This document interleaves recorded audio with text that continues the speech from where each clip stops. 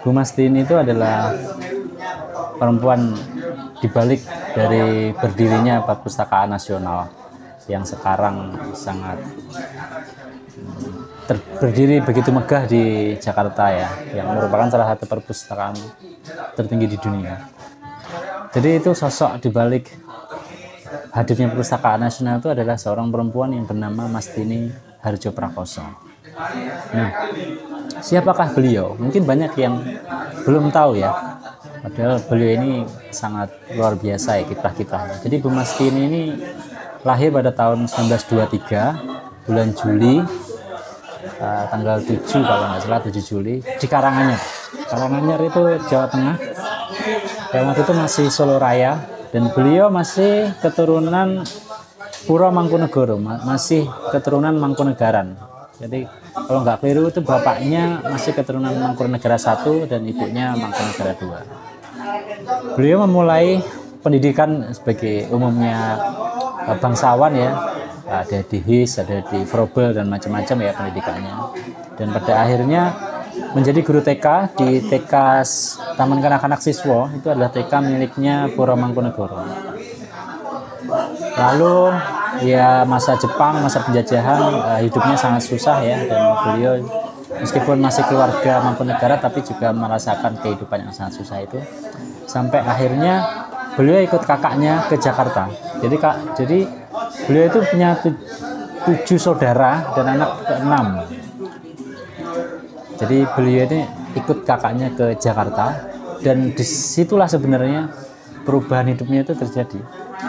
Nah, di Jakarta itu beliau masih sempat ngajar jadi guru TK juga, TK di kompleksnya TNI. Jadi anak-anak TNI dulu itu ada TK sendiri. Jadi anak TNI itu dulu disebutnya anak kolong itu. Jadi kalau ada istilah anak kolong itu biasanya anak-anak yang anak-anaknya tentara itu.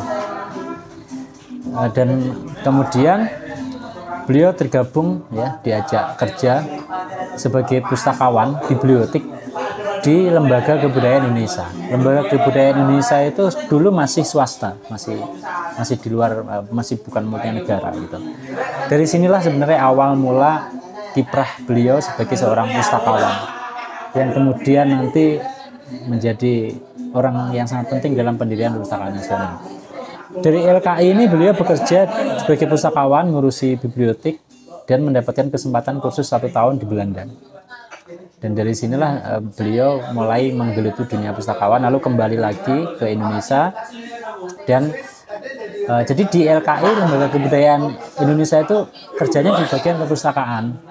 Lalu beliau juga pindah kerja di Perpustakaan Museum Pusat, yang kemudian berubah menjadi Museum Nasional. Museum Nasional sekarang masih ada. Perpustakaan itu kemudian beliau berkesempatan S2 di University of Hawaii. Jadi belum pernah S1 tapi langsung S2. Mungkin waktu itu karena beliau ini generasi ya pendidikannya memang nggak sama kayak sekarang. Jadi mungkin memungkinkan ya untuk seperti Dr. Andes langsung S3 itu kan dulu. Dari sinilah beliau membuat satu paper yang judulnya Pentingnya Perpustakaan Nasional untuk Indonesia.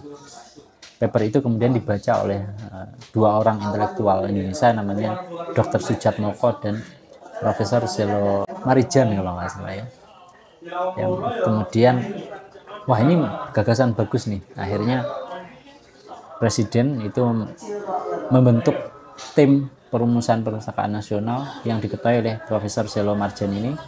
Salah satu anggotanya adalah Bu Mastini, yang memang paper Bu Mastini sangat mendukung untuk proses kajian akademiknya.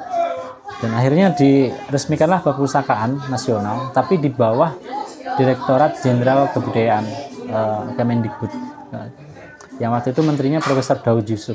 Jadi Profesor Daud Yusuf ini sangat terkenal karena Borobudur itu ditemukan ketika eranya beliau. Dan jadi masih di bawahnya Departemen Pendidikan waktu itu, perpustakaan.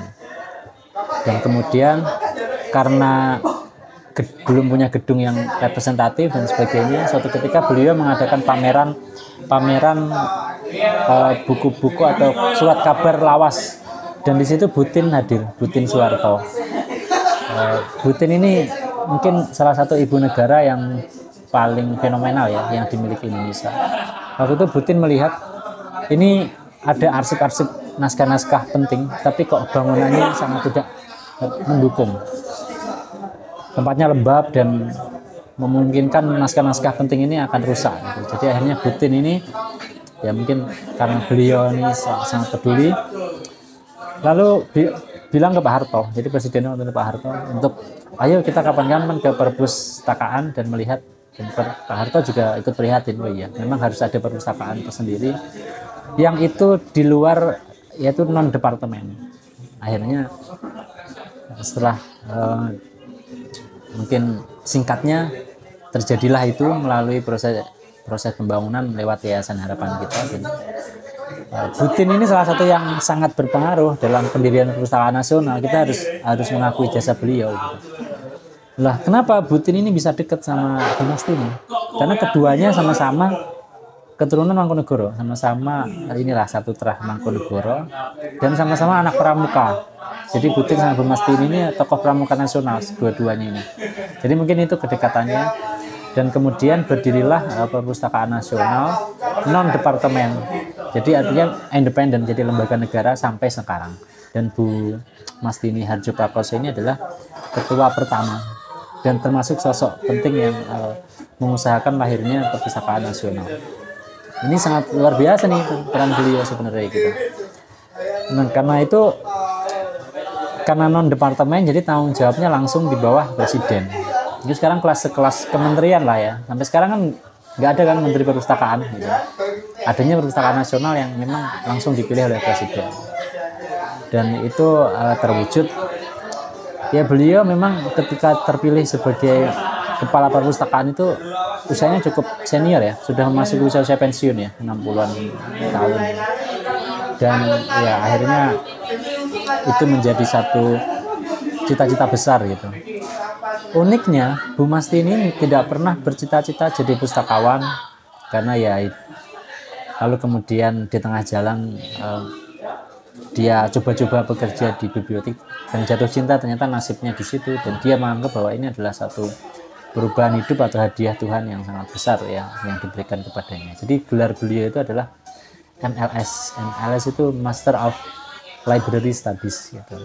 Jadi Bu Mastini kayaknya salah satu perempuan dalam sejarah yang patut kita kenang terus ya, karena kiprahnya.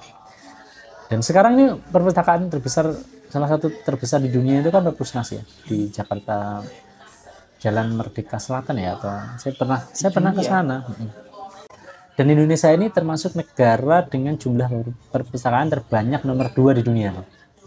Perpustakaannya banyak sekali kita itu. Kita harus bersyukur itu. Di satu sisi, jadi sekarang tugas kita itu adalah karena ada buku kadang-kadang juga nggak dibaca kan. Tugas kita sekarang adalah bagaimana orang mau baca bukunya. Gitu. Itu PR besar. Dan kita bersyukur karena waktu itu ada banyak tokoh yang peduli lah pada dunia perpustakaan. Karena itu kan dunia yang mungkin tidak terlalu, bukan lahan basah ya.